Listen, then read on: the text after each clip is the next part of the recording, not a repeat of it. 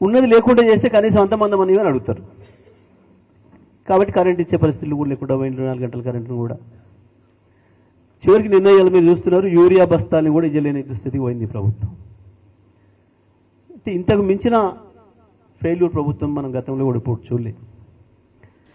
పైగా దురదృష్టం ఏంటంటే కేసీఆర్ గారు చేసిన పరిపాలన ముందట ఈ పరిపాలన చూస్తే ప్రజలకి చాలా అసహ్యం వేసే పరిస్థితి వచ్చింది, కక్కొచ్చే పరిస్థితి వచ్చింది. ఒక ముఖ్యమంత్రిగా ఉండడం తెలిసి ఇంకా 4 ఏళ్ళు పైన ఉండడం తెలిసి కూడా ప్రజలు మాట్లాడుతున్న మాటలు, ముఖ్యమంత్రి పైన వాళ్ళు ఉపయోగిస్తున్న భాష మనమేం మాట్లాడడం లేదు. బీఆర్ఎస్ పార్టీగా ఇప్పటి వరకు మనం ఈ ప్రభుత్వ వ్యతిరేక కార్యక్రమం ఒక్కటి కూడా తీసుకోలేదు.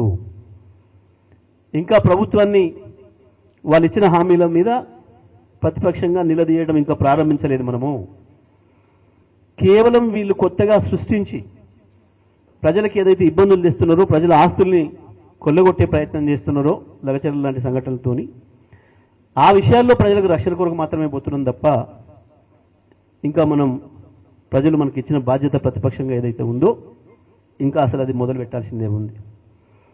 కానీ ఇప్పటికే మొదలైంది.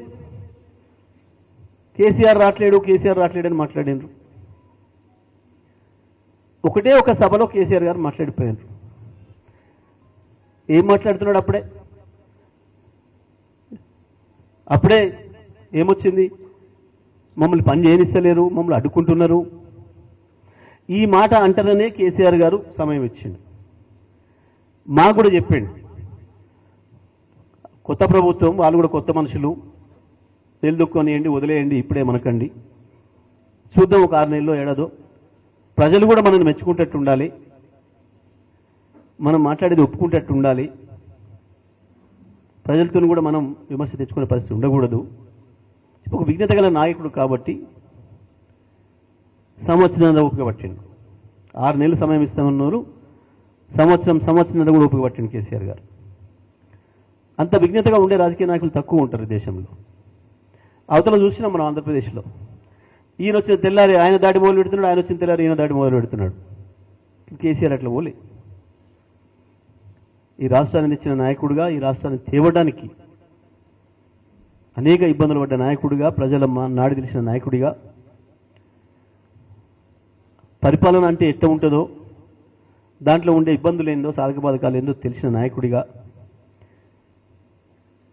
అవతల పక్షానికి కూడా అంతే అవకాశం ఇచ్చి, అంతే గౌరవించి నడిపిస్తున్న నాయకుడు కేసీఆర్ గారు. కానీ ఇవాళ ప్రభుత్వం ఒక డ్రామాలు చేస్తూ, కేసుల మీద కేసులని మాట్లాడుతూ చూసిండ్రు. అదే పనికి మాలిన ముచ్చట.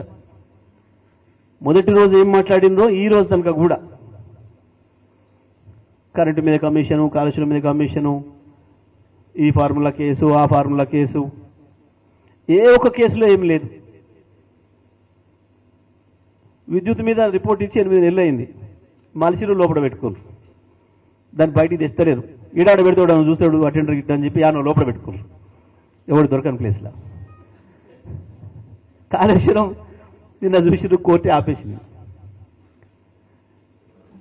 ఈ రకంగా ప్రజల్ని పక్కదారి పట్టించడం కొరకు, టైం పాస్ చేయడం కొరకు చేస్తున్నారు. ఇంకోటి, ముఖ్యమంత్రి ఎక్కడికి పోయినా కేసీఆర్ లేనే లేడంటాడు, బీఆర్ఎస్ పార్టీ లేదని అంటాడు. కానీ ఈ సంవత్సరంన్నర 22 నెలల కాలంలో మనందరికంటే ఎక్కువ కేసీఆర్ని తలుచుకుంటుంది ముఖ్యమంత్రి. పొద్దున్నాగా తలుచుకుంటున్నాడు, తెలంగాణ తలుచుకుంటున్నాడు. ఏ ఉపన్యాసమైనా చూస్తే ఆఖరికి బడికి పోతే కూడా బడి పిల్లల ముందట ఏదో స్కూల్ లేనాడు రమ్మని వాళ్ళు పిలిస్తే ఆడికి పోయి కూడా పాపం ఆ పిల్లల ముందర కేటీఆర్ని తిట్టొచ్చు. కేటీఆర్ పేరు మాట్లాడకుండా అసలు నిద్రపట్టట్లేదు ఆయనకి. గదే తెలియజేస్తుంది కేసీఆర్ ఎక్కడ ఉన్నారు అని చెప్పడానికి ముఖ్యమంత్రి ఉదాహరణకి, వేరే వాళ్ళు ఎవరు కూడా అక్కర్లేదు వాస్తవాన్ని. మనం ఇవాళ మీరు అక్కడ గంత దూరం నుంచి, పెనపాక నుంచి దాదాపుగా 300 కిలోమీటర్ల పైన ఇక్కడికి వచ్చిండ్రు అని అంటేనే దాని అర్థం రాబోయేది కేసీఆర్ అని, బీఆర్ఎస్ పార్టీ అని, మళ్ళీ బీఆర్ఎస్ తోనే ఈ రాష్ట్ర భవిష్యత్తు ఉన్నది అని, రేవంత్కు చెప్పుతో కొట్టినట్టుగా సమాధానం చెప్పడానికి ఇంత దూరం వచ్చినందుకు మీకు అందరికీ కూడా ధన్యవాదాలు తెలియజేస్తూ తప్పకుండా రాబోయే రోజుల్లో ఏ సమస్య వచ్చినా ఏది వచ్చినా ఏ ఎన్నికలు వచ్చినా ఏ సందర్భం వచ్చినా కేసీఆర్ ఈ రాష్ట్రానికి శ్రీరామ రక్ష. ఒక్క రాష్ట్రానికే కాదు, మీకు ఇంకో విషయం కూడా చెప్పాలి. ఇవాళ జరుగుతున్న కుట్ర, కేసీఆర్ పైన జరుగుతున్న కుట్ర కేవలం ఈ రేవంత్ అన్నటువంటి ఇంతతోడు చేస్తే అయ్యేది కాదు. దాని వెనకాల తప్పకుండా చంద్రబాబు, మోడీ ఇద్దరు కూడా ఉన్నారు. కేసీఆర్ మళ్ళీ లేవడం అంటూ జరిగితే తెలంగాణతోనే ఆగడు, తప్పకుండా ఢిల్లీ దానికి వస్తాడు అన్న భయం మోడీలో ఉంది.